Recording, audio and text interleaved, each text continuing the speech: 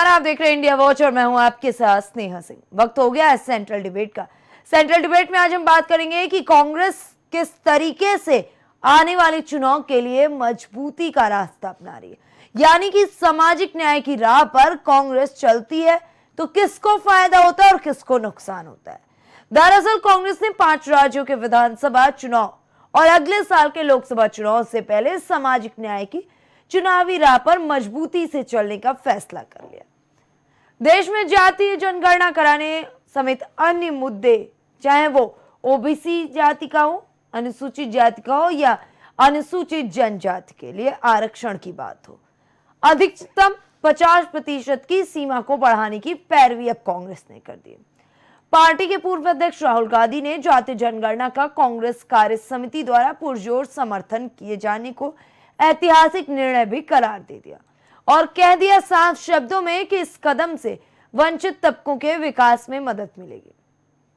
दूसरी तरफ पार्टी के शीर्ष नीति निर्धारण इकाई कांग्रेस कार्य समिति यानी कि CWC की बैठक में यह निर्णय भी ले लिया गया कि 2024 के लोकसभा चुनाव के बाद वो केंद्र की सत्ता में आती है तो राष्ट्रीय स्तर पर जाति जनगणना कराई जाएगी। ओबीसी महिलाओं की भागीदारी के साथ महिला आरक्षण को जल्द से जल्द लागू किया जाएगा और ओबीसी, एससी और एसटी के लिए आरक्षण की अधिकतम सीमा को कानून के माध्यम से खत्म किया जाएगा। कांग्रेस मुख्यालय में 4 घंटे तक CWC की बैठक चली, जिसमें जाति जनगणना और 5 राज्यों के विधानसभा चुनाव की रणनीति पर मुख्य रूप से चर्चा की गई। इससे एक चीज तो साफ हो गई है कि कांग्रेस जाति जनगणना को लेकर के बहुत ही सीरियस नजर आ रही है। एक तरफ इलेक्शन कमीशन ने 5 राज्यों में होने वाले चुनाव की तारीखों का ऐलान कर दिया, दूसरी तरफ ओपिनियन पोल भी आने लगे। ऐसे में अब कांग्रेस पूरी तरीके से जाति जनगणना पर स्थिति साफ करते हुए, चाहे वो आरक्षण बिल हो या तमाम अन्य मुद्दे हो, उस पर भी अपनी स्थिति साफ करके एक रास्ता चुन लिया कि कहीं ना कहीं वो सबके साथ न्याय करेगी। लेकिन कांग्रेस के पूर्व अध्यक्ष राहुल गांधी ने कहा कि पार्टी की कार्य समिति ने जाति आधारित जनगणना का समर्थन करने का ऐतिहासिक निर्णय ले लिया है और ये हिंदुस्तान के भविष्य के लिए जरूरी है। ऐसे में विपक्ष पूरी तरीके से एकजुट नजर आ रहा है। वहीं सत्ता पक्ष की अगर बात करें तो बीजेपी एनडीए के लिए अभी भी चुनौती बहुत ही बड़ी है। हालांकि इस चुनौती से क्या वाकई बीजेपी के अंदर खाने चिंता बढ़ी है या नहीं, कांग्रेस पूरी तरीके से कई मामलों पर एक साथ आने की बात कर रही है।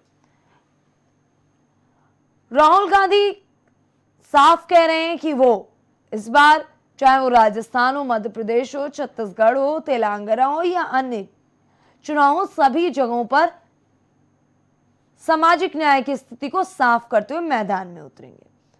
उनका रुख स्पष्ट है कि वो जातिगत जनगणना अगर 2024 में सत्ता में आते हैं तो साफ तौर पे कराएंगे। लेकिन ये जाति जनगणना के आधार पर इस बार की लड़ाई क्या वाकई एनडीए के लिए मुसीबत बन जाएगी और इंडिया के लिए इस बार का चुनाव बहुत ही आसान हो जाएगा? अगर एनालिसिस की एक रिपोर्ट का हवाला देते हुए बात करें तो कई जगहों पर इस बार कांग्रेस बेहतर कर रही है विधानसभा चुनाव में और बीजेपी की चिंताएं बढ़ती हुई नजर आ रही हैं। दूसरी तरफ यह भी कहा जा रहा है कि इस बार जो 5 राज्यों के चुनाव, ये साफ तौर पर ये रुख स्पष्ट कर देंगे कि क्या होगी आगे की रणनीति 2024 के चुनाव के लिए। फिलहाल हमारे साथ हमारा एक्सपर्ट पैनल जुड़ चुका है, आपको मिलवाते हैं हमारे एक्सपर्ट पैनल से। बीजेपी नेता विवेक श्रीवास्तव, राजनीतिक विश्लेषक अनिल त्रिपाठी, कांग्रेस प्रवक्ता प्रेम नारायण सिंह पाल। पहले तो आप सभी का इंडिया वॉच में बहुत बहुत स्वागत है। प्रेम नारायण जी,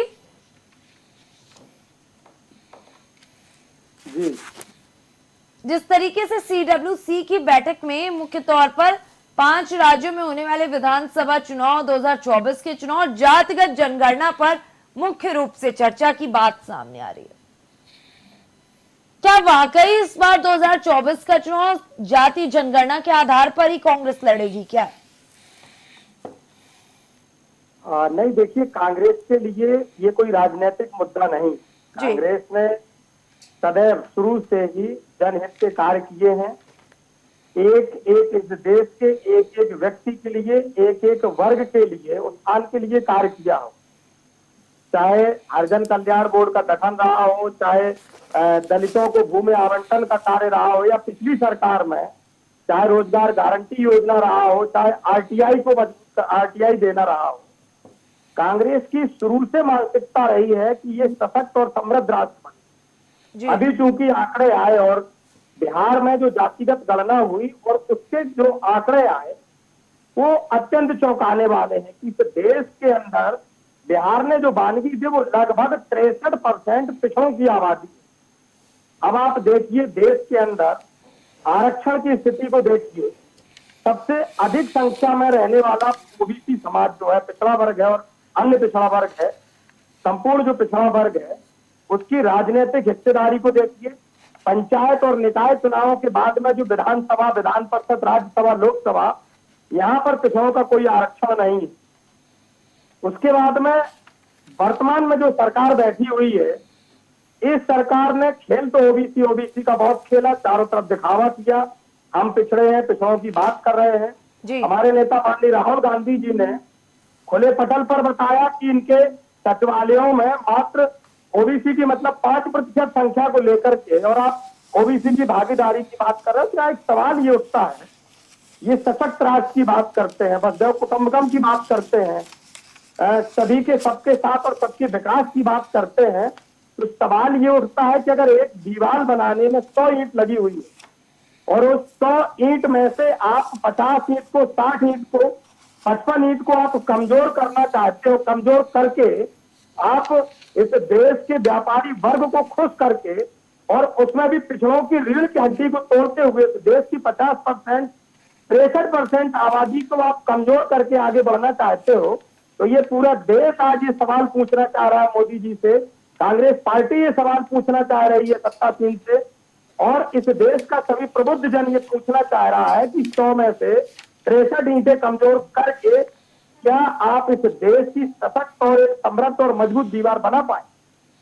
रही बात कांग्रेस की मानसिकता की, तो कांग्रेस का स्पष्ट मत है, हमारे आदर्श इस देश के सर्वमान्य जो जननायक रहे हैं राष्ट्रपिता महात्मा गांधी जी, उनका सीधा था कि इस देश की जब तक अंतिम झोपड़ी गुलजार नहीं हो जाएगी, गांव में रहने वाला एक एक व्यक्ति, देखिए हमारे देश की आत्मा गांव में बसती है जी। तो गांधी जी का स्पष्ट कहना था कि जब तक अंतिम झोपड़ी गुलजार नहीं हो जाएगी ये देश सशक्त, समृद्ध और मजबूत नहीं हो सकता है। ठीक है। ऐसे में इस देश की सबसे बड़ी आबादी को अगर आप किनारे करोगे, जाति गणना की बात करने के बाद ये बौखलाएंगे, तो इनकी तो देखिए हड़बड़ाहट लाजमी है। लेकिन कांग्रेस का और समस्त इंडिया परिवार का एक सूत्री कार्यक्रम, एक लक्ष्य है, इस देश के जन जन को मजबूत करना है। सबसे अधिक आबादी पिछड़ों की है, उनको सबसे बुरी तरह से दबाया गया है। हमारे नेता माननीय राहुल गांधी जी ने, हमारी संपूर्ण पार्टी ने, हमारे राष्ट्रीय अध्यक्ष माननीय खड़गे जी ने और संपूर्ण सीडब्ल्यूसी ने ये स्पष्ट भी कर दिया है कि पूरे देश की जातिगत गणना की जाएगी और एक एक व्यक्ति को अगर किसी में, किसी की आबादी में 0.01% भी किसी का अगर हिस्सेदारी है, संख्या है, तो हमारे नेता का स्पष्ट कहना है कि जिसकी जितनी संख्या वारी उसकी उतनी हिस्सेदारी। वो राजनीति में अछूते नहीं रहेंगे, वो किसी भी हक, अधिकार और हिस्सेदारी में पिछड़ेंगे नहीं, सभी को समानता का अधिकार मिलेगा और यहाँ कोई दबाया नहीं जाएगा, किसी के ऊपर बेवजह आरोप लगा करके बुलडोजर नहीं चलाए जाएंगे। सभी को जब मजबूत किया जाएगा तभी सशक्त भारत बन पाएगा, तभी समृद्ध भारत बन पाएगा। ठीक है। विवेक श्रीवास्तव जी, जी, कांग्रेस ने तो साफ कर दिया कि वो सामाजिक न्याय का रास्ता अपनाते हुए 5 राज्यों में होने वाले चुनाव में भी जाएगी और 2024 के चुनाव में भी। देखिए स्नेहा जी, कांग्रेस सत्ता से बेदखल है जी। मोदी जी के विरोध में कांग्रेस कुछ भी कर सकती है। अगर कांग्रेसियों से कहा जाए कि राहुल जी 4000 किलोमीटर पैदल यात्रा करके आए हैं, आप भी कुछ दिन यात्रा शुरू कर दीजिए, तो पूरे कांग्रेस इस समय पैदल घूमने को तैयार है। हाय सत्ता की स्थिति में कांग्रेस है। विवेक जी, हाय सत्ता नहीं, राष्ट्रपिता महात्मा गांधी जी ने भी यात्रा निकाली थी। आप जिसको युवराज और राजकुमार बोल रहे थे, उन्होंने आपको आईना दिखाया, वो जननायक है। सुनने की आदत डालिए। जी, बहुत से हमारे गलत यहाँ आप जब बोलेंगे तो आपको बहुत से रोका साधु जाएगा। सन्यासी हमारे यहाँ यात्रा पे रहते 12 मास, वो जननायक नहीं बन जाते। बहुत से नागा साधु यहाँ से वहाँ तक टहल रहे हैं, रामेश्वरम से लेके काशी तक, पता नहीं कितने हजार किलोमीटर जिंदगी में यात्रा कर डालते हैं, वो जननायक नहीं होते। उनका अपना विषय होता है। तो वो संत होते हैं, महात्मा होते हैं। राहुल ठीक है, गांधी ठीक है, सुन प्रेम लीजिए, नारायण जी, राहुल पक्ष गांधी सुनिए, उसके कभी बाद टी आप शर्ट बात पहन घूमे, कभी टी शर्ट उतार घूमे, इससे देश को फर्क नहीं पड़ता। विषय सुन लीजिए जो मैं बोल रहा था। आपकी पिछड़ों के आरक्षण की बात एकदम बेबुनियाद है। आप कभी पिछड़ों के आरक्षण के हिमायती नहीं रहे। मंडल कमीशन का गठन मोरारजी देसाई जी ने किया था। रिपोर्ट आने के बाद भी इंदिरा जी ने उस रिपोर्ट के ऊपर धूल साफ नहीं की। राजीव गांधी जी के समय में भी वो धूल साफ नहीं हुई। उसको लागू करने का काम विश्वनाथ प्रताप सिंह जी ने किया। तो पिछड़ों के आरक्षण से तो आपका कोई लेना देना नहीं है। आपके चलते जितने माइनॉरिटी इंस्टीट्यूशन हैं, किसी माइनॉरिटी इंस्टीट्यूशन में आप बता दीजिए कि SC ST OBC को आरक्षण की व्यवस्था लागू हुई हो। तुष्टीकरण आपकी नीति है। आपके एजेंडे में एक धर्म विशेष के लोग हैं, बाकी जब वो धर्म विशेष आपके सामने आता है तो आप OBC SC ST से भूल जाते हैं। आप सुन लीजिए, सुनने की भी आदत डालिए, अपने पाप को सुना करिए। जम्मू कश्मीर में आप 370 के विरोधी रहे। 370 हटने से पहले वहाँ अगर भंगी का लड़का PhD कर लेता था तो भी उसको नौकरी सिवाय भंगी को कुछ नहीं मिलती थी। आपने भंगियों को भंगी बना के रखा, दलितों को दलित बना के रखा, उनके उत्थान की आपने कभी कोई चेष्टा नहीं की। ये पाप कांग्रेस के सर पे है। आज कह दीजिए अलीगढ़ मुस्लिम यूनिवर्सिटी में SC ST OBC के रिजर्वेशन लागू है। वहाँ से निकलने वाले कुलपतियों को आपने उपराष्ट्रपति की कुर्सियों तक पहुँचाया है, राष्ट्रपति की कुर्सियों तक पहुँचाया है। आपको शर्म आनी चाहिए। कितने दिन के शासन सत्ता में आपने क्या अलीगढ़ मुस्लिम यूनिवर्सिटी में OBC SC ST को आरक्षण देने की बात की? जो संविधान की व्यवस्था है SC ST OBC के लिए, क्या उसके पालन की व्यवस्था आपने उस यूनिवर्सिटी में की जहाँ के कुलपतियों को ले जा करके आपने उपराष्ट्रपति और राष्ट्रपति बनाया है? आपने कभी नहीं की। आपने कभी इस पर चर्चा नहीं की। ये आज आप चूंकि 10 साल से सत्ता से बाहर है, आपको हाय सत्ता, हटो मोदी, इधर हटो मोदी, उधर हटो मोदी करना है। पिछड़ों को गाली देने के पाप आप धुलना चाहते हैं। आप सजा याफ्ता हो चुके, सजा पे आपकी रोक लगी है। पिछड़ों को आपकी युवराज ने गाली दी है, जात सूचक गालियां दी है। उस पाप के आप छिपाने के लिए आज पिछड़ों की बात कर रहे हैं, दलितों की बात कर रहे हैं। दलितों का पिछड़ों से कांग्रेस का कोई रिश्ता नहीं है। इन्हें ये आज पूछते हैं कि केंद्र में कितने सचिव OBC है। भाई ये जरा बता दो, तुम्हारे कांग्रेस कार्यालय में कितने कर्मचारी OBC है। ये इस चर्चा का कोई अंत नहीं। जहां आपको देना था वहां आपने कभी पिछड़ों को SC ST को हिस्सा नहीं दिया, न दिलाया। मैं दावे के साथ कहता हूं, अलीगढ़ मुस्लिम यूनिवर्सिटी के कुलपतियों को ले जाने के राष्ट्रपति उपराष्ट्रपति कुर्सियों बैठाने वाले यही कांग्रेसी हैं। और अलीगढ़ मुस्लिम यूनिवर्सिटी में क्या हाल है आरक्षण का, SC ST OBC का, वो आप देख लीजिए, जग जाहिर है। अनिल जी बैठे, वरिष्ठ पत्रकार है, बहुत लंबा पत्रकारिता का अनुभव है, बहुत बार हमारे मत से सहमत भी नहीं होते, लेकिन इस बार पूछ लीजिए क्या मैं झूठ कह रहा हूँ? वहाँ भारत की संवैधानिक व्यवस्था जो है SC ST OBC आरक्षण पे क्या अलीगढ़ मुस्लिम यूनिवर्सिटी में IGT लागू है? अगर अनिल जी हाँ कह दे तो जो कहिए मैं आपको सामने हार जाऊंगा। यूनिवर्सिटी को छोड़िए, पूरे देश पर पे आइए और आप ये बताइए। अरे एक आपके काली करतूतें दिखाने के लिए जम्मू कश्मीर का उदाहरण, अलीगढ़ मुस्लिम यूनिवर्सिटी का उदाहरण क्यों छोड़ दे भाई? ये पाप आपके जब गिराना शुरू करता हो तो विचलित मत होया करिए, अपने पाप को धैर्य पूर्वक सुना करिए। आपके प्रधानमंत्री की सत्ता पर आने के बाद आपने देश में कितने पिछड़ों का भला किया, आपको बताइए। संवैधानिक रूप से पिछड़ों को, दलितों को, OBC को, SC ST को आरक्षण जम्मू कश्मीर में दिला दिया। अच्छा, आप नहीं दिलाया, हमने दिलाया। कांग्रेस पार्टी के कार्यालय की बात करें, मैं खुद पिछड़ा हूँ, जो हमने दिलाया। बैठ करके बात कर रहा हूँ। हमने जम्मू कश्मीर में भारत की संवैधानिक आरक्षण व्यवस्था को लागू कराया। आपने क्यों नहीं करा दिया था? 26 सीटें हम जीते। आप तो शेख अब्दुल्ला और फारूक अब्दुल्ला की गोद में खेलते रहे, आपने क्यों नहीं लागू करा दिया? ठीक है विवेक जी, है आपको शेख अब्दुल्ला और उमर अब्दुल्ला और सारा मुस्लिम समाज दुश्मन लगता है? क्या मुसलमान इस देश का निवासी नहीं है? क्या मुसलमानों से तो उसके नाम उसके नाम कांग्रेस कार्यालय रजिस्ट्री कर दो ना। देश के निर्माण में सहयोग नहीं दिया तो दिया तो बंटवारे में ले भी तो गए। बांटते रहेंगे। विवेक जी, प्रेम नारायण जी, आप लोग मुद्दे से कहां चले जा रहे हैं? इनसे लीजिए, सवाल का जवाब इनसे लीजिए। या क्या एक यूनिवर्सिटी लेकर के चले जाएंगे? ये बताएं, ये आंकड़े पेश करें। आप आज आरक्षण की बात कर रहे हैं, आपको शर्म आती नहीं आती है? जिस यूनिवर्सिटी से आप ले जाके राष्ट्रपति उपराष्ट्रपति बना रहे हैं, कभी उस घर में भी लागू करा दिए होते आरक्षण व्यवस्था? विवेक जी, क्यों नहीं आपको याद आई? ठीक है विवेक आज मुझे जी, कहने का ये अवसर ना होता, मैं न कह पाता आज ये बातें। प्रेम जी, विवेक जी, ठीक है। अनिल त्रिपाठी जी, जातीय जनगणना को लेकर के सभी पार्टियों की अपनी अपनी बातें, और इस बार कांग्रेस ने पूरी तरीके से नए नियम के आधार मान लिए। कांग्रेस कह रही है कि सामाजिक न्याय के ही रास्ते पर हम चलेंगे और 2024 क्या अगले महीने होने वाले 5 राज्यों के चुनाव में भी वही रास्ता अपनाएंगे। क्या लग रहा है? पहले तो मैं आपके मंच का प्रयोग करूंगा जी, कल भारत के महान स्वतंत्रता संग्राम सेनानी और इस देश के सर्वोदयी आंदोलन के प्रखर नेता, संपूर्ण क्रांति के प्रणेता लोकनायक जयप्रकाश नारायण की जन्म जयंती है। मैं इस अवसर पर पूरे देशवासियों को बधाई देता हूं और राजनीतिक लोगों से कहता हूं कि कभी उनका इतिहास अवश्य पढ़ें, बिल्कुल, और पढ़ करके उसका अनुकरण जितना संभव हो सके करें। अब रही बात आपकी कि जातिगत जनगणना, हमने तो आपके ही यहाँ कहा था कि किसी भी देश के सरकार को अपने देश के नागरिकों का नागरिक रजिस्टर बनाने का अधिकार है और उनकी पूरी जानकारी उसके पास होनी चाहिए।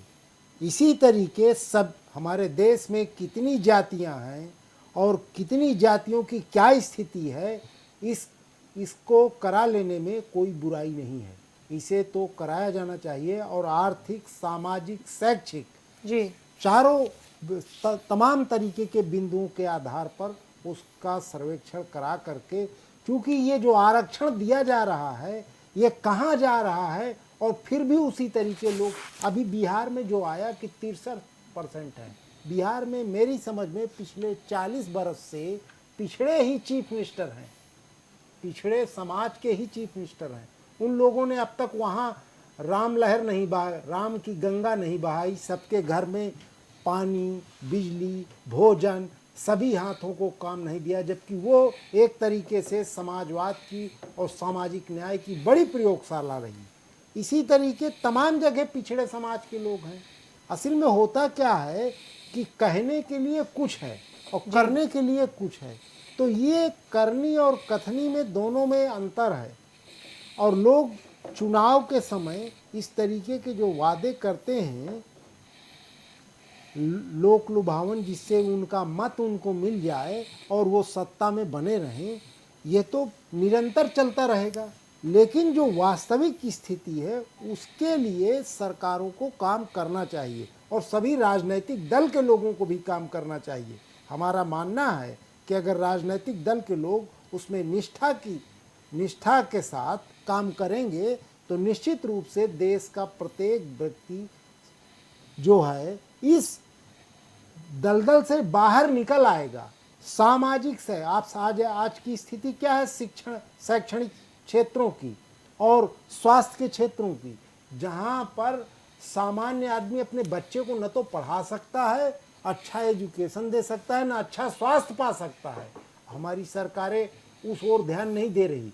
कोई ध्यान दे रहा है कि 1500 दे देंगे, कोई कह रहा 3000 दे देंगे। मेरी नज़र से जातिगत जनगणना ये तो हो ही जानी चाहिए। सबको पता चल जाना चाहिए कि इस देश में किस जाति की कितनी संख्या है और उसका शैक्षिक, सामाजिक, आर्थिक क्या आधार बचा है, क्या उसके पास। पता चला कि एक वो पिछड़े समाज का है, उसके पास 50 एकड़ जमीन है, और जो सवर्ण समाज का है उसके पास 10-20 नहीं बची है। तो ये भी तो पता चले ना कि आखिरकार स्थितियां हैं क्या। बिल्कुल। और ये सही स्थिति देश के सामने आनी चाहिए। इस पर तो जनगणना कराने के बाद एक श्वेत पत्र जारी करना चाहिए, और फिर उसके आधार पर आरक्षण का जो है फिर से पुनर्विचार करके फिर उसके आधार पर आरक्षण किया जाना चाहिए। अनिल त्रिपाठी जी, आप कह रहे हैं कि जातीय जनगणना हो जाना चाहिए, सत्ता पक्ष कहते हैं कि अगर जातीय जनगणना होगा तो देश को बांटने का एक नया विकल्प हो जाएगा। ये क्या वाकई जातीय जनगणना से देश बंट जाएगा और सिर्फ जनगणना कराने से देश नहीं बटेगा? देखिए, ये तो अपनी अपनी बात है, ये राजनीतिक दल हैं, ये अपने अपने ढंग से सोचते हैं।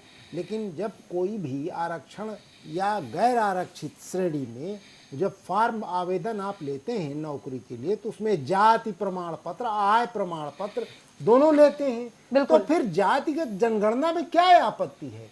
भाई आप देख लीजिए, यादव उत्तर प्रदेश में पिछड़े समाज में आता है और हरियाणा में वो सामान्य वर्ग में आता है। तो आखिरकार हरियाणा वाले यादव के बराबर क्या उत्तर प्रदेश का यादव नहीं हो पाया? या जो पटेल गुजरात में सामान्य वर्ग में आता है, वही पटेल उत्तर प्रदेश में पिछड़े वर्ग में आता है। तो आखिरकार क्या बात है कि वहां की हैसियत से यहाँ की हैसियत में परिवर्तन हुआ या नहीं हुआ, ये भी तो पता करना चाहिए। और आरक्षण का, जहाँ तक मैं दलितों के आरक्षण का, SC ST इनके आरक्षण की बात करता हूँ, इनके आरक्षण का बमुश्किल खींच करके 1% नए लोग लाभ पाते हैं, वरना वही लोग लाभ पाते हैं जो सरकारी सर्विस कर रहे हैं, उन्हीं के बच्चे लाभ पा रहे हैं। इस पर तो बिल्कुल पुनर्विचार होना चाहिए और इन पर पूरी तरीके से, भाई ये लाभ प्रत्येक व्यक्ति को मिल जाना चाहिए। आज़ादी के 70 साल से वो 75 साल हो रहे हैं, हम लोग अमृत काल बता रहे हैं, सरकार मना रहे हैं, तो आखिरकार उनको उसका लाभ क्यों नहीं मिला? मिलना चाहिए। देखिए, उत्तर प्रदेश में दलितों की भी मसीहा रही, पिछड़ों के भी मसीहा रहे, बगल में आपके मध्य प्रदेश में भी पिछड़ों के मसीहा है मामा जी, वहाँ आदिवासी आज भी गट्ठर उठाए घूम रहा है। तो आखिरकार इसका कहीं ना कहीं तो समाधान हमको आपको खोजना होगा ना। इस पर राजनीति करने से मात्र काम नहीं चलेगा। अगर राजनीति चुनाव के समय हो रही है तो ये होती रहेगी, लेकिन जागृति तो पैदा हो गई ना कि हमारी संख्या गिनिए, हमारी हैसियत गिनिए, आर्थिक, सामाजिक, शैक्षिक, ये हमारा गिनिए। देखिए ना, आज हम जाते हैं, एक लड़का टैलेंट वाला है, वो किसी भी जाति का है, हम सबसे पहले उससे पूछते हैं कि बेटा तुम किस जाति के हो। आज यही तो कारण है ना कि देखिए, आपके उत्तर प्रदेश में एक अनुसूचित जाति का व्यक्ति है, जिस गांव का रहने वाला है, बिल्कुल निम्न स्तर में था, आरक्षण का लाभ पाकर के शहर में आ गया, वो अपने गांव के लोगों को अपने बगल में बैठाना पसंद नहीं कर रहा। तो ये जो स्थितियां हैं, अगर ये अपने गांव लौटे होते तो अपने कुनबे को समृद्ध किए होते, उनको जानकारियां दिए होते, साझा किए होते। तो इसके लिए केवल सरकार को दोषी ठहरा देना उचित नहीं, इसके लिए उस वर्ग से निकले उन लोगों को भी दोषी ठहराया जाना चाहिए। मैं देखता हूं कि एक दलित समुदाय से कोई व्यक्ति आता है तो वो दलित समुदाय में शादी नहीं करना पसंद करता, वो फौरन सवर्ण लड़की से शादी करना पसंद करता। अगर वो किसी दलित लड़की से शादी करता तो 2 परिवारों को समृद्ध करता। जिस तरीके का हमारा सामाजिक ताना बाना है, उस ताने बाने के हिसाब से काम होता है। इसलिए इस पर तो अभी बहुत काम करने की जरूरत है। ठीक है, प्रेम नारायण जी, अभी राजनीतिक विश्लेषक अनिल त्रिपाठी जी ने विस्तार में बताया कि क्या करने की आवश्यकता है। उन्होंने एक बात खास करके बताई, उन्होंने कहा कि अगर इस मुद्दे को हम आगे बढ़ाएं तो ज्यादा बेहतर रहेगा, सिर्फ चुनावी मुद्दा बनाना उतना सही नहीं। नहीं, देखिए, कांग्रेस चुनावी मुद्दा नहीं बनाती, कांग्रेस के कथनी करनी में अंतर नहीं है जी। कांग्रेस ने अगर जिन राज्यों में कहा कि हम पुरानी पेंशन लागू करेंगे तो कर दी। कांग्रेस ने कहा कि अगर देश में भ्रष्टाचार है, हमें पारदर्शिता लानी है, तो सूचना अधिकार अधिनियम उन्होंने लागू कर दिया। कांग्रेस की सोच, अनिल सर तो बोल रहे थे 100% ये आवश्यक है और इस चीज को कांग्रेस पार्टी ने चिंतन किया, मनन किया और यही कांग्रेस पार्टी कह रही है। कांग्रेस पार्टी का स्पष्ट मत है, जब तक आप गणना नहीं करेंगे, जब तक आप व्यक्ति की स्थिति का आकलन नहीं करेंगे। अब सीधी सी बात ये बताइए, आपके पेट में दर्द है, आप जाते हैं अस्पताल में और अस्पताल में जाने के बाद अगर आपकी जांच नहीं होती है और एक डॉक्टर अंदाजे में आपको एक इंजेक्शन लगा देगा, अब उसको नहीं पता है कि आपको पेट में पथरी की समस्या है, आपको अपेंडिक्स की समस्या है या कोई अन्य समस्या है, तो क्या समाधान हो सकता है? उसके लिए एक समाधान है, जो लेटेस्ट जो अपनी टेक्नोलॉजी है, तकनीकी है, उसके आधार पर सबसे पहले मरीज का चेकअप होता है। तो अगर हमें देश को सशक्त बनाना है, प्रत्येक जो हमारा पिछड़ा व्यक्ति है, चाहे वो आर्थिक रूप से पिछड़ा हो, सामाजिक रूप से पिछड़ा हो, या हम तो दलितों की, सामान्य की, सभी की बात करें, जब हम गणना करेंगे, देखिए राजनीतिक उल्लू सीधा किसका काम है, ये पूरा देश देख रहा है। अब इनको दिक्कत क्या है? इनको दिक्कत इसलिए है कि पिछड़ा कर क्या है, इनको खुद नहीं पता पिछड़ों की स्थिति क्या है। ये नहीं चाहते कि इस देश का पिछड़ा समाज जाग जाए, क्योंकि पिछड़ा करके ये चाहते हैं कि हम वोट बैंक की राजनीति कर लें। भैया, हम जिस मोबाइल से, जिस लैपटॉप से या जिस तरीके से हम अभी डिबेट में बैठ करके बात कर रहे हैं, इसमें भी सॉफ्टवेयर जो होते हैं उनको अपडेट किया जाता है। तो देश में हमारी आर्थिक स्थिति क्या है, सामाजिक स्थिति क्या है, शैक्षिक स्थिति क्या है, सारी स्थितियों की अगर हम गणना कर लेते हैं, जातिगत गणना करने के साथ साथ, अनिल जी ने कहा हम सहमत हैं, जब हमारे यहाँ कोई भी कार्यक्रम होता है हम आय और जाति प्रमाण पत्र हम मांगते हैं। और दूसरी चीज, हमारे भारतीय जनता पार्टी के साथी कह रहे हैं कि जाति तक के आधार पर बांटे दे रहे हैं, कांग्रेस ने कुछ नहीं किया। भैया, अगर कांग्रेस ने कुछ नहीं किया होता, पिछड़ों के लिए कुछ ना किया होता, तो आज आपका पिछड़ा प्रधानमंत्री नहीं बना होता, पहली बात। दूसरी चीज, आप थोड़ा सा पढ़ लिख करके आइए, देश में राष्ट्रपति, उपराष्ट्रपति, आप बाद में रोना रोएंगे, आपने मुसलमानों को बढ़ाया है, सब किया है। हम पूरी तरह से सहमत नहीं है, हम वचनबद्ध है, हमारी पार्टी, हमारे राष्ट्रीय नेतृत्व, प्रदेश नेतृत्व, CWC के सभी हमारे नेता वचनबद्ध है। इस देश में गणना की जाएगी और इस देश में प्रत्येक व्यक्ति जो कमजोर होगा उसको सशक्त बनाने के लिए कार्य किए जाएंगे। हमारी सरकार आने के बाद जो हमारी पार्टी ने घोषणा नहीं की है, वो हम बता दें आपके घोषणा, हमारी पार्टी नाम बदलने का कार्य नहीं करेगी। इन्होंने जो काम किया उसको काम, इनका पैटर्न बदल करके काम करने का काम करेगी। एक एक व्यक्ति को मजबूत करेंगे। हम ये नहीं बताएंगे कि देश बढ़ रहा है, लेकिन 80 करोड़ लोगों को हम 6 किलो गल्ला दे रहे हैं। अगर देश मजबूत हो रहा है तो 80 करोड़ लोगों को आपको फिर 6 किलो राशन देने की क्या आवश्यकता पड़ रही है? आपको पकौड़ा तलने को रोजगार क्यों बताना पड़ रहा है? तो यही स्थिति कमोबेश इनकी है। ये डमरू बजा करके, बांसुरी बजा करके मदारी वाला खेल भैया कितने दिन चलाएंगे? आपको बताना पड़ेगा। अनिल जी है, राजनीतिक विश्लेषक है, वरिष्ठ पत्रकार है, आपने बताया ना। जी, एक सवाल है, अभी विवेक जी कह रहे थे कि अब आप लोग 10 साल से सत्ता में नहीं है, इसलिए आप लोग जातीय जनगणना के, आरक्षण के मुद्दे को तूल दे रहे हैं, जब पहले आपकी सरकार थी। अभी विवेक जी ही हमारे बहुत सम्मानित साथी हैं, एक डिबेट में और बैठे थे, ये भूल जाते हैं कह क्या रहे हैं। जब ये विरोध की बात आई तो इन्होंने कहा आप लोग नौटंकी करते हैं। दरअसल क्या है ना, इनके यहाँ कार्यक्रम लगातार होते रहते हैं, नाटक नौटंकी वाले। 10 साल पहले नौटंकियां होती थी, एक इनकी सम्मानित नेता सिलेंडर लेकर के रोड पर बैठ जाती थी, जब सिलेंडर 400 रुपए का होता था, इनको नौटंकी लगती थी, अब नहीं दिखती है। इन्होंने एक नौटंकी की थी कि स्विस बैंक से जो काला धन आएगा वो 15-15 लाख मिलेंगे। अब भारतीय जनता पार्टी के लोग स्विस बैंक वालों से कमीशन खा गए, भाजपा नेताओं के उसमें नाम है, तो उन्होंने दूसरे खाने से कमीशन ले करके पूरे देश में अपने VIP कार्यालय बनवा लिए। लेकिन ये लिस्ट उजागर क्यों नहीं की? 9.5 साल हो गए। इन्होंने कहा था हम रोजगार देंगे, इनका स्किल इंडिया कहाँ चला गया? बड़े जोर शोर से इन्होंने किया। देखिए, ये भ्रष्ट पार्टी है, ये इनका देश का पैसा लूटना इनका काम है। इन्होंने पूरे देश के बेरोजगारों को ठगा है, पूरे देश के बेरोजगारों से पैसे लिए, फार्म भरवाए, परीक्षाएं निरस्त कर दी। ये इनके पास कुछ बचा नहीं है, तो बौखलाहट है। और बौखलाहट का नमूना है इनके माननीय प्रधानमंत्री जी इस स्थिति में आ गए हैं। अब वो बताते हैं कि मेरा चैनल सब्सक्राइब करिए और बेल आइकन दबाना ना भूलिए। ये स्थिति क्यों आई? क्या इसके पहले आपने देश के किसी भी प्रधानमंत्री को सुना है यूट्यूब चैनल का प्रमोशन करते हुए? नहीं सुना ना। तो ये इनकी बौखलाहट और इनकी स्थिति क्या है? देखिए, आपने बांस का पौधा देखा है? बांस का पौधा जो होता है, बारिश में उसको जरा सा उसके जड़ को लगा दीजिए और एक बारिश में वो सीधा सनसनाता हुआ आगे चला जाता है। अब उसको ये लगता है इतनी स्पीड में हम बढ़ गए हैं, अगल बगल का कोई पौधा हमारे साथ चल ही नहीं सकता। भैया वो ये भूल जाते हैं कि बांस का उपयोग कहाँ कहाँ हो रहा है। बगल में आम का पौधा लगा है जो पेड़ दे रहा है, घरों में हवन पूजन में उसकी लकड़ी उपयोग होती है, उसके पत्ते उपयोग होते हैं। उसके बगल में अमरूद का पौधा लगा है, वो बांस के जितना ऊपर लंबा नहीं होता लेकिन फल देता है, आम फल देता है। बहुत सारे पौधे होते हैं ठीक है। जो फूल देते हैं, बांस की तरह सीधे नहीं जाते। लेकिन बांस को गुमान हो गया कि मैं जल्दी लंबा हो गया तो उसका कोई क्या कर सकता है? ठीक है, कोई कुछ नहीं कर सकता। और ये बांस के पौधे हैं। विवेक श्रीवास्तव जी जी जवाब दीजिए।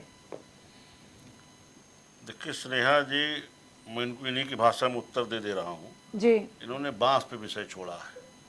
जिनकी जानकारी के लिए बता दूं कि बांस सनातन संस्कृति में कर्मकांड में शुभ माना जाता है और बांस का ही गाड़ करके हमारी तमाम रस्में अदा होती है। शादी जैसा शुभ विवाह संस्कार भी बिना बांस के नहीं होता। तो इन्हें बांस से दिक्कत है, तो बांस हमारे यहाँ पूज्य पौधा है। इनकी जानकारी के लिए बता दूं तो समस्या ये कांग्रेस को उस हर चीज से नफरत है जो बहुसंख्यक समाज के लिए, जो बहुसंख्यक समाज के लिए पूज्य है। अब आगे अब आपने बोला, मैंने आपको बहुत ध्यान से सुना, मैं एक एक बात का आपके जवाब दूंगा। आपने कहा साफ जातीय जनगणना हो जानी चाहिए। स्नेहा जी, 1931 में 4147 जातियां भारत में थी। जी 2011 में जो कांग्रेस ने सरकार ने जाति जनगणना कराई उसमें 46 लाख से ज्यादा जातियां निकली है।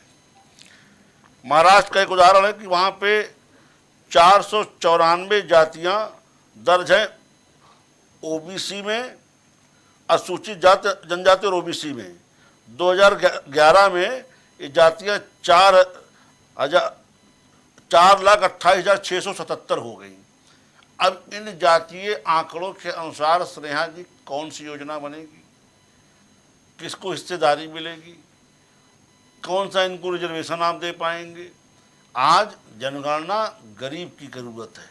जी भारत के प्रत्येक नागरिक का आर्थिक मूल्यांकन होना चाहिए। अभी अनिल जी कह रहे थे कि बिना जातिगत जनगणना के ये भी कैसे करेंगे आप? ये उनका तर्क है।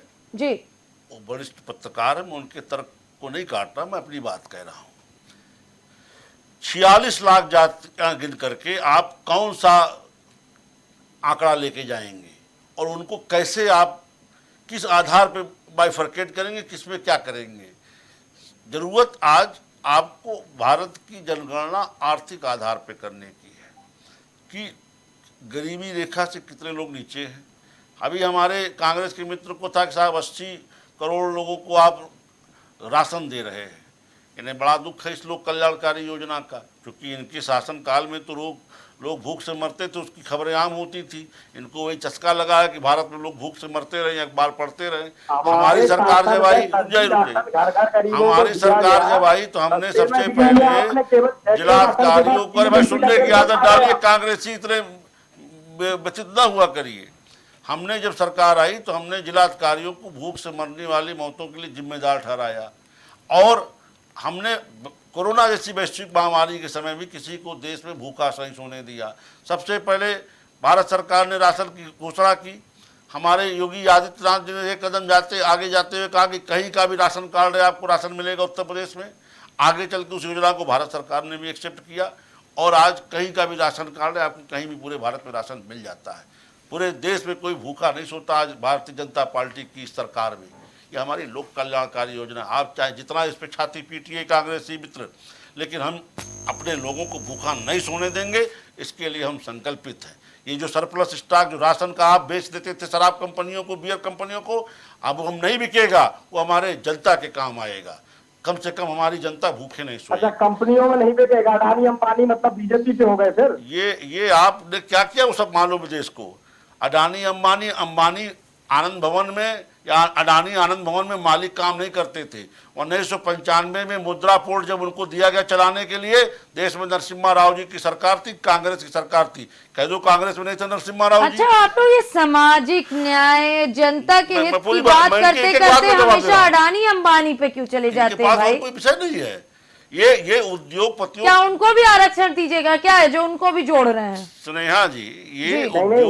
उद्योग आज ये इस मानसिकता में जा चुके हैं कि जिस पे भी देश गर्व करे। प्रेम जी, प्रेम नारायण जी, विवेक जी ने जी, बड़े आज- संयम से आपकी बातें सुनी थी।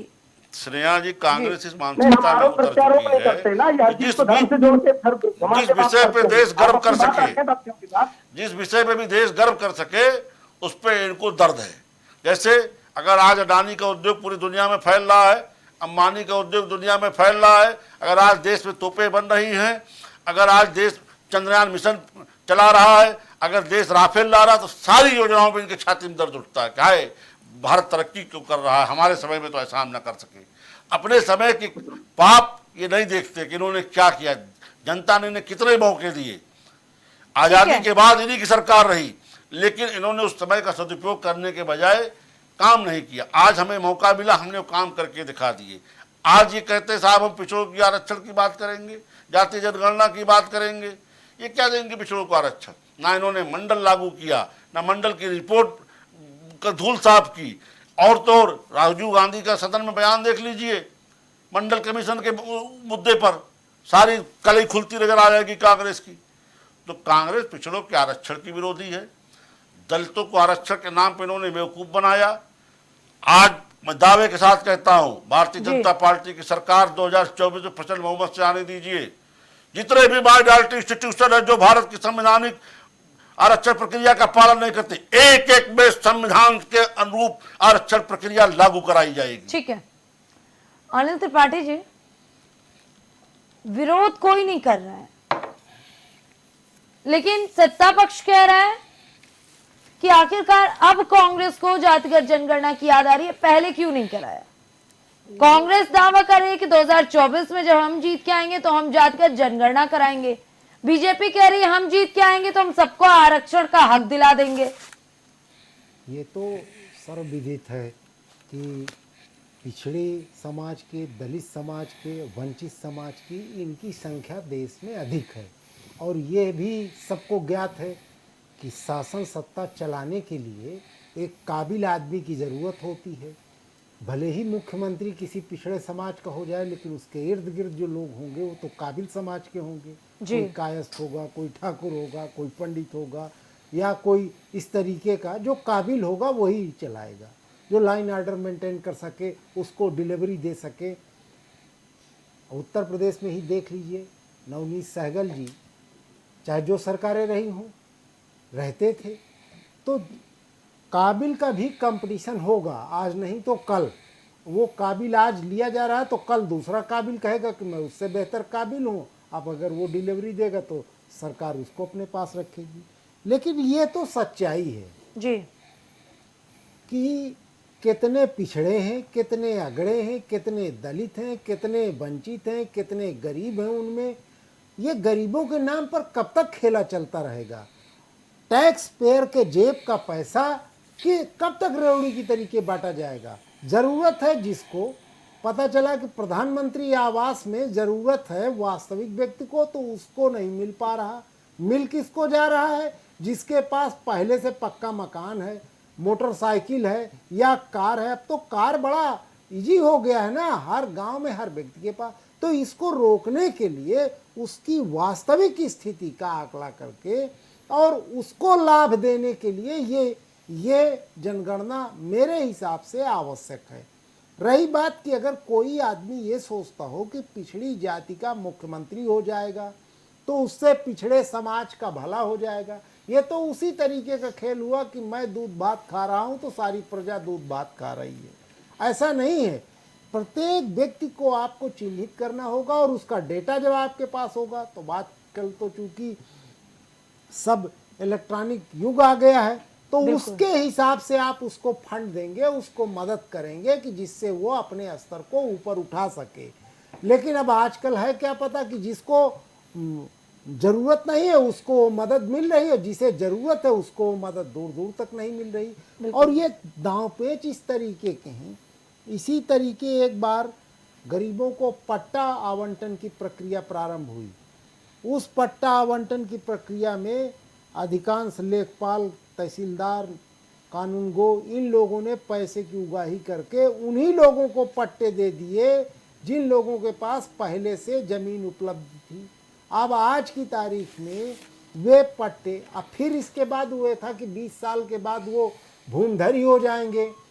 इनके बिक्री में अनुसूचित जाति, अनुसूचित जनजाति के पट्टों के बिक्री पर प्रतिबंध था। समय समय पर सरकारों ने उनको खोल दिया। क्यों खोल दिया?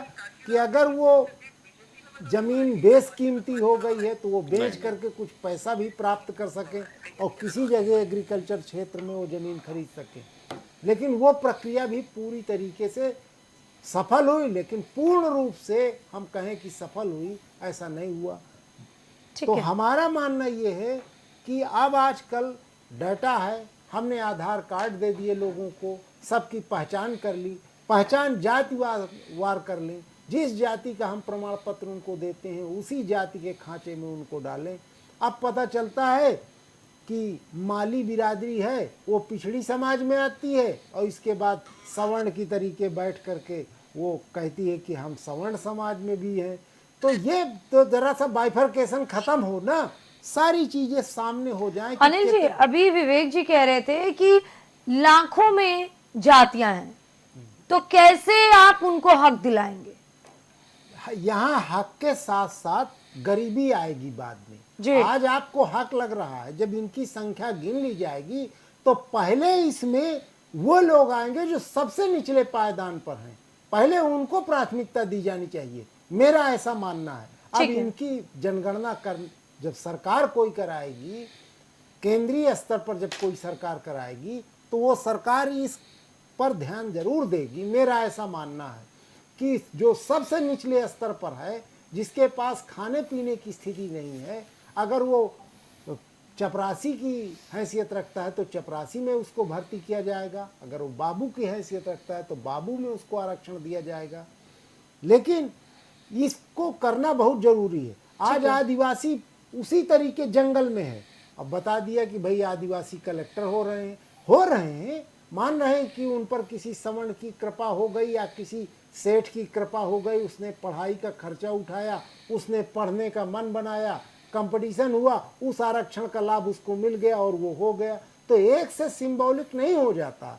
इसलिए मेरा मानना है, मैं ऐसा मान रहा हूँ कि इसमें सभी को अहंकार नहीं दिखना चाहिए, इसमें सभी को सहयोग करके एक मत हो करके आर्थिक, केवल जाति न हो कि केवल फला जाति का है, उसकी आर्थिक, सामाजिक, शैक्षिक ये भी गणना कर लेनी चाहिए, ये भी उसका आधार। अब पता चला कि उसके पास कार है, यहीं बगल में गांव है लखनऊ के, वो यादव बिरादरी के हैं, बिलो पॉवर्टी का कार्ड है और सारी सुविधाएं ले रहे हैं। क्यों ले रहे हैं भाई? और जबकि दूसरा यादव जो वास्तव में निहायत गरीब है, दूसरे के यहाँ मजदूरी कर रहा है, वो पाने को तरस रहा है। तो ये जो आपस में भी सामंजस्य नहीं है, ठीक है, उस पर भी ध्यान देने योग्य बात है। जी प्रेम नारायण जी, जवाब के साथ मुद्दे पे फाइनल कमेंट। जी देखिए, जवाब तो बहुत हद तक अनिल सर ने दे दिया है। भारतीय जनता पार्टी जाति गणना से क्यों भाग रही है, क्योंकि उस जड़ को अभी अनिल सर जी ने उजागर कर दिया जी। क्योंकि जब हमने कहा ना कि किसी बीमारी की जांच करानी है, उसका जब पूरी जांच होगी तो छोटी छोटी बीमारियों से लेकर बड़ी तक सब सामने आ जाती। गणना के बाद में समाज का असली चेहरा सामने आ जाएगा। अभी हमारे साथी विवेक श्रीवास्तव जी कह रहे थे कि हमारे देश में कोई भूखा सो नहीं रहा है। आप ये देखिए ना, आज पूरे विश्व में जिसकी आप चर्चा कर देंगे तो ये कह देंगे कि नहीं, ये कांग्रेसी बौखलाए हुए हैं। हंगर इंडेक्स क्या है ये विवेक श्रीवास्तव जी शायद अगर जानते होंगे तो बताएंगे उसकी स्थिति क्या है और भारत आज वहां कहाँ पहुंच गया है। विकास दर की स्थिति को देखिए और देश की वास्तविक स्थिति को उन्होंने भूटान पर ला करके खड़ा कर दिया। अब ये अगर गणना होती है, व्यक्तिगत गणना होती है और देश का जो असली खाका सामने आ जाएगा तो ये बेनकाब हो जाएंगे। जी इन्होंने पूरे देश के अलग अलग जगहों पर, देखिए पहले जो इतिहास में राजा होते थे, क्रूर और एक उदार राजा में क्या अंतर होता था? राजा तो दोनों ही जनता पे राज करते थे। जनप्रिय राजा होता था, वो जनता के हित की योजनाएं बनाता था, और क्रूर राजा जनता पर टैक्स लगाता था।